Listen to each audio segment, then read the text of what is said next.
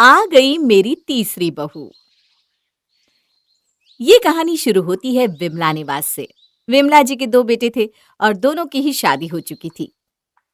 यूं तो बहू के आने के बाद विमला जी को पूरी तरह से फ्री हो जाना चाहिए था, पर विमला जी ऐसी सासू में से नहीं थी। वो तो आज भी जितना हो सके उतना काम करती थी। अरे आप उठ भी जाइए, 5 बज गए। मॉर्निंग वॉक पर नहीं जाना क्या? कभी अपने बेटों को भी मॉर्निंग वॉक के लिए उठा लिया करो। सो सो कर हाथी हो गया दोनों। अरे कभी बहुओं को ही नहीं उठाया तो बेटों को क्या ही उठाऊंगी। उनकी उम्र है, जीने दीजिए। और शादी को दिन ही कितने हुए हैं, देर से सोते होंगे बेचारे। अरे तो मैं कौन सा जल्दी सोता हूँ? 1 बजे तक तो तुम मुझसे लड़ाई करती रहती हो। अब आप ना सुबह सुबह बहस मत कीजिए। जल्दी से ट्रैक सूट पहनिए, हमें वॉक पर जाना है। वॉक से आते ही विमला घर पर झाड़ू लगाकर रसोई में जाती है और सभी के लिए चाय बना देती है। कुछ देर बाद मयंक और राहुल भी अपने कमरे से बाहर आते हैं। चारों मिलकर चाय बिस्किट का मजा लेते हैं और फिर अपनी आंखों को मसलती हुई घर की दोनों बहुएं अपने अपने कमरों से बाहर निकलती है। ये तो हमारे पतियों की गलती है। ये दोनों महाशय तो पहले ही कमरे से निकलकर मम्मी पापा के पास जाकर बैठ जाते हैं। वही ना, नींद अगर खुल भी गई थी तो हमारे उठने का इंतजार तो कर लेते। वही तो। अब बताओ, सबको ये नोटिस होगा कि नहीं कि हम बहुएं होकर भी सबसे आखिर में उठती हैं। अभी तो मम्मी जी नोटिस नहीं कर रही है, पर हमारे घर जो आए दिन सुषमा आंटी आती है, कभी उन्होंने नोटिस कर लिया ना और मम्मी की नजर में इस बात को ला दिया, फिर तो जो काम मम्मी करती है वो भी करना छोड़ देंगी। ऐसा पत्थर भगवान को पता नहीं हमारे सर ही क्यों मानना था। जरा भी अकल नहीं है दोनों में। और मुंह बनाकर शिल्पा और दीपा सभी के बीच आकर बैठ जाती हैं। चलो अच्छी बात है, सब उठ गए, अब चाय बनानी होगी। पर यहाँ तो झूठे कप के चाय पड़े हैं, लगता है चाय बनाई है किसी ने। मैंने चाय बनाई है, जाओ ले लो। जी मम्मी जी, आप फिक्र मत कीजिए। अब किचन में जाकर चाय लो, ये नहीं कि कोई आकर हाथ में पकड़ा दे। चाय पीने के बाद शिल्पा और दीपा फ्रेश हो जाती है और रसोई में पहुंचती है। रोज का वही चूल्हा चौका, मेरा तो मन ही नहीं करता। वही ना, ये क्या बात हुई भला? हम भी तो अपना घर छोड़कर आए, इतना दुख हुआ होगा हमें। अब इतने दुख को लेकर कोई कैसे काम करे? मैं तो शादी के पहले ही ये इंडिपेंडेंट वुमन के कॉन्सेप्ट से परेशान थी। मुझे तो बहुत अमीर ससुराल चाहिए था, एक ऐसा पति जो नोट छापे और मैं उसके नोटों पर ऐश करूं। और वो यहाँ करने के लिए हमें धीरे धीरे ना ये रसोई के काम को छोड़ना होगा।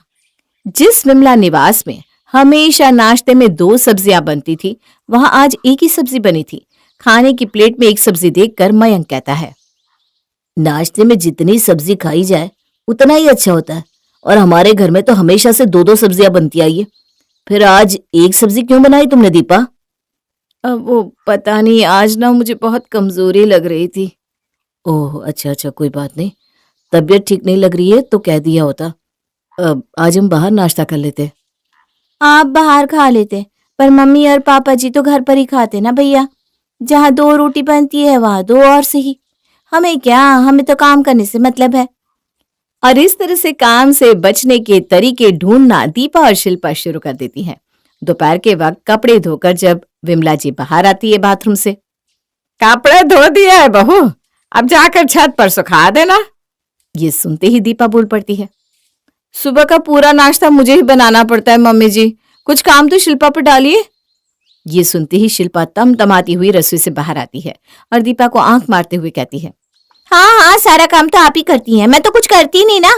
अब जब कुछ न करने का स्टैंप लग ही गया है तो अब मैं कुछ करूंगी भी नहीं। एक दिन का भी कोई उठवा कर दिखा दे मुझसे तो मेरा नाम शिल्पा नहीं। और इतनी सी बात पर दोनों इस तरह लड़ लेती हैं कि दोनों में से कोई भी खाना बनाने के लिए किचन में जाता ही नहीं, और फिर सभी की गैर मौजूदगी में दोनों आपस में बात करती हैं।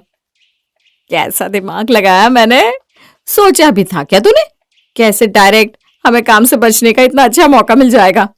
अब इस लड़ाई के बहाने हम दोनों ही कम से कम छुट्टी तो पा सकते हैं। मान गए भाभी, आपको जिठानी हो तो आप जैसी वरना ना हो। और इस तरह काम से बचने के लिए और अपने शरीर को आराम देने के लिए शिल्पा और दीपा आए दिन किसी न किसी बात पर बहस करके बैठ जाती और एक तिनका तक नहीं उठाती। पर कहते हैं ना, खाली दिमाग शैतान का घर होता है। पहला 1 हफ्ता तो बहुत ही अच्छे से बीत जाता है, पर उसके बाद घर पर खाली बैठी बैठी दीपा और शिल्पा उबने लगती है। सारी मूवीज देख ली, स्कूल तक की सारी सहेलियों से फोन पर बात भी कर लिया, पर फिर भी ना कुछ खाली खाली सा लग रहा है।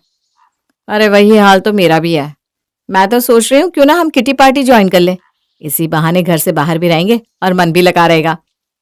जो इंसान कोई काम ना कर रहा हो वो चुगली और बेकार की बहस के अलावा और करेगा भी क्या। एक दोपहर अपनी फ्रेंड के घर से शिल्पा बड़बड़ाते हुए अपने घर लौटती है। बाप रे बाप, के जमाना आ गया है। इतनी जोश में आई हो, क्या बात हो गई? वही तो, आ तो गई। किस्मत वाले हो तुम कि तुम्हें दिन भर में अपनी बीवी की 24 बार शक्ल देखने को मिल जाती है। वरना मेरी सहेलियों का क्या बताऊं, सुबह घर से निकलती है 10 बजे और रात को 2 बजे तक नहीं आती। अरे भाई, एक ही लाइफ है, यू ओनली लिव वंस, तो जी रही है। अरे कल नैना का डायमंड सेट नहीं देखा था क्या? 70 लाख का था। अरे एक हमारे पति है। वही तो, सबकी स्टोरीज देख देख कर परेशान हो गई हूं मैं। कोई यूरोप जा रहा है, कोई सिंगापुर, और हम ये बगल के रेस्टोरेंट में नान रोटी खाकर आ जाते हैं। कभी किसी से अपनी लाइफ कंपेयर नहीं करनी चाहिए शिल्पा। जिसकी जेब में फूटी कौड़ी नहीं होती ना, वही ये ज्ञान देता है। तो ज्ञान मत दो मुझे, मैं जा रही हूँ कमरे में, और भूल कर भी ना मुझे आवाज मत देना। इतनी सी बात में इतना गुस्सा क्यों हो रही है बहू? जरा सांस ले ले। आजकल मैं देख रही हूँ जब देखो इस घर में किसी न किसी बात पर कलेश होता ही रहता है। मुझे तो इसका कारण तुम दोनों का खाली दिमाग लगता है। बेकार में अपनी ऐसी सहेलियों के साथ रहना ना बंद कर दो और किसी काम में लग जाओ। अगर घर का काम नहीं करना तो ऑफिस ज्वाइन कर लो। जैसे कि हमारे लिए ही सबने ऑफिस खोल रखा है मम्मी जी। इतना वक्त हो गया हमें पढ़ाई छोड़े, अब कहाँ कोई जवाब देगा। ये कहकर शिल्पा अपना पर्स वहीं सोफे पर छोड़कर कमरे में चली जाती है।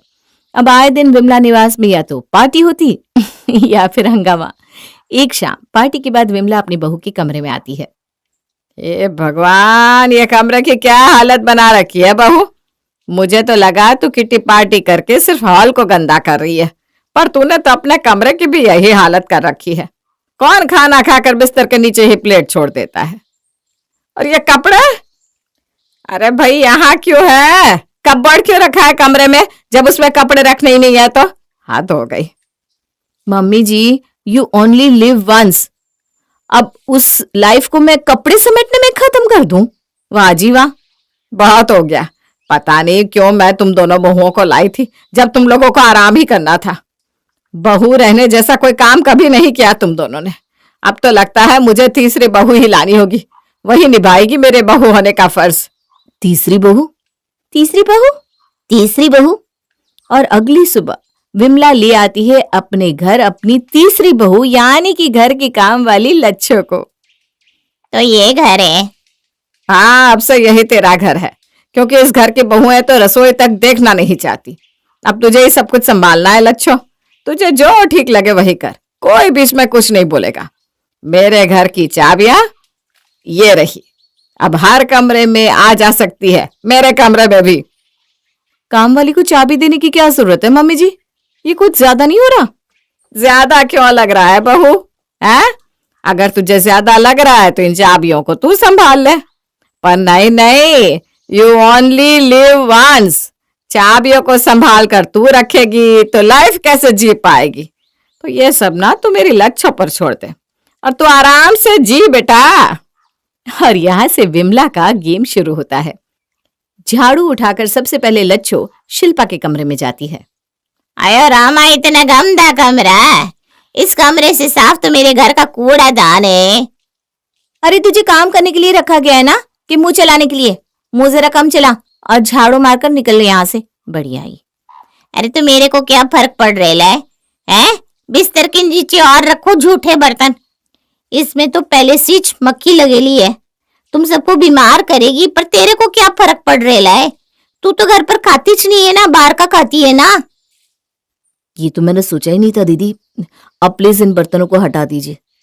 इससे तो कुछ नहीं होगा, पर मैं जरूर मर जाऊंगा, क्योंकि मैं तो घर पर ही खाता हूँ।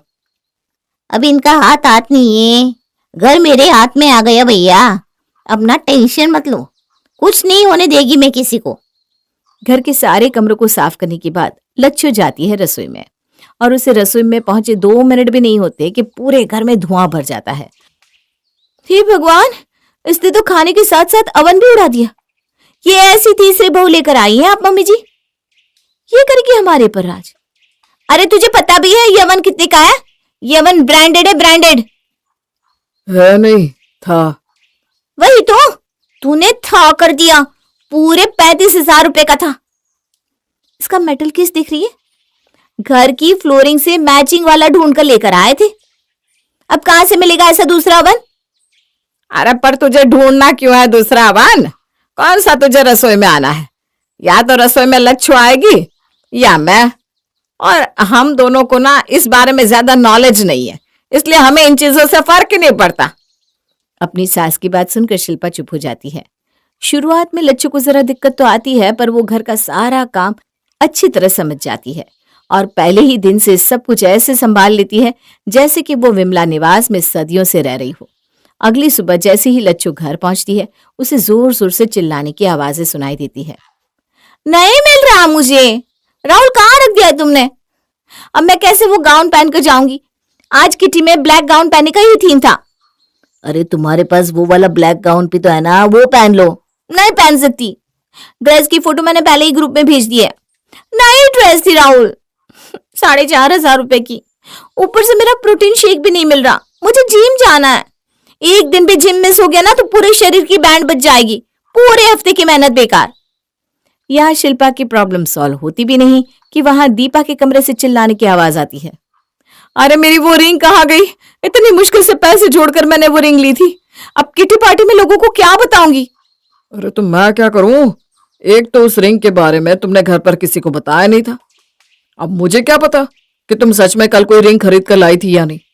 जब से तुम लोग घर पर बैठ गई हो, तुम लोगों का दिमाग बस कपड़े पहनने गहने पहनने में ही चलता है।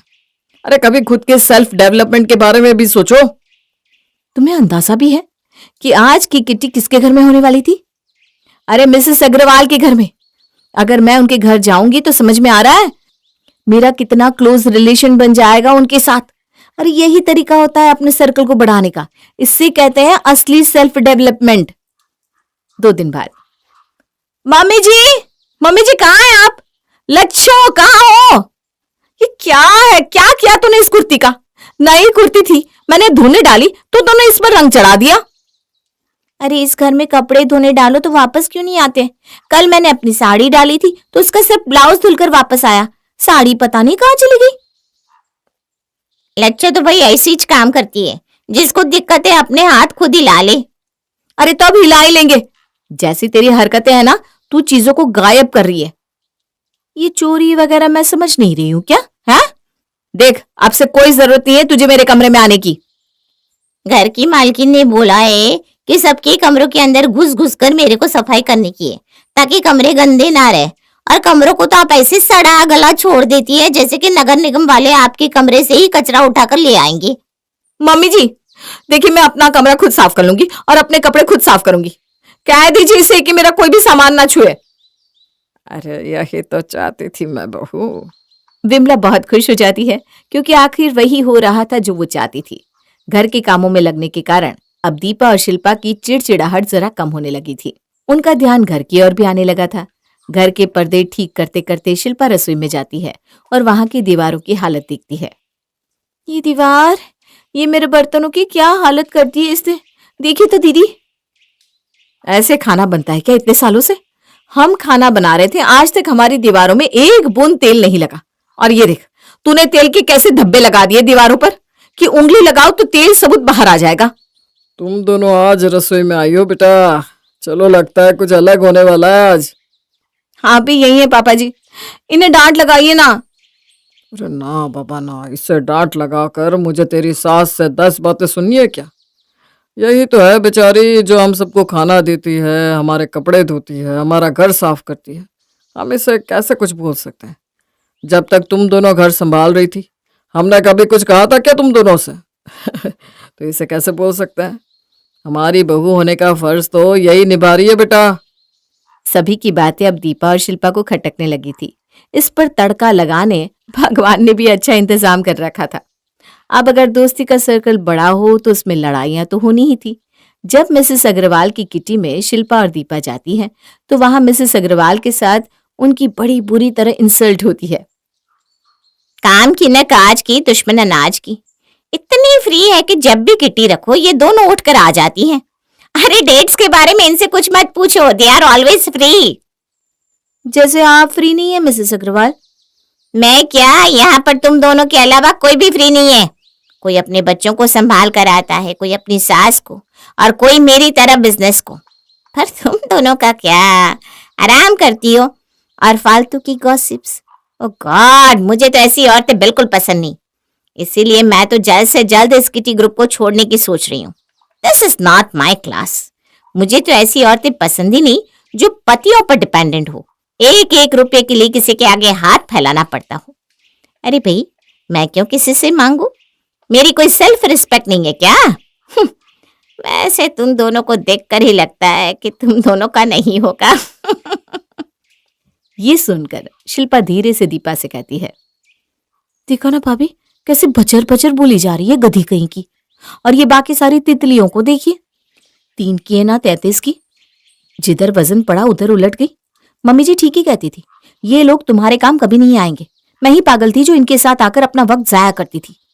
वही ना, इन लोगों के चक्कर में क्या पड़े कि हमारे यहाँ घर पर हमारी इज्जत जो बची कुची थी वो भी खत्म हो गई।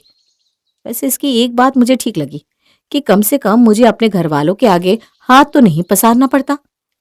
और ये सबक लेकर दीपा और शिल्पा वापस अपने घर पहुंच जाती है और अपनी सास से कहती है, मैं ऑफिस में काम करना चाहती हूँ मम्मी जी। और मैं ना घर संभालना चाहती हूँ। ठीक ही कहा था, खाली दिमाग शैतान का घर होता है। आराम के चक्कर में हम तो अपना अस्तित्व ही खो बैठे थे। To live once you should work daily. मैं तो बस यही चाहती थी बहू कि तुम दोनों कुछ करो, चाहे कुछ भी करो, घर का काम, बाहर का काम, कोई बिजनेस, पर खाली मत बैठो। तुम दोनों को जो समझ आ रहा है वो करो, मुझे कोई दिक्कत नहीं है।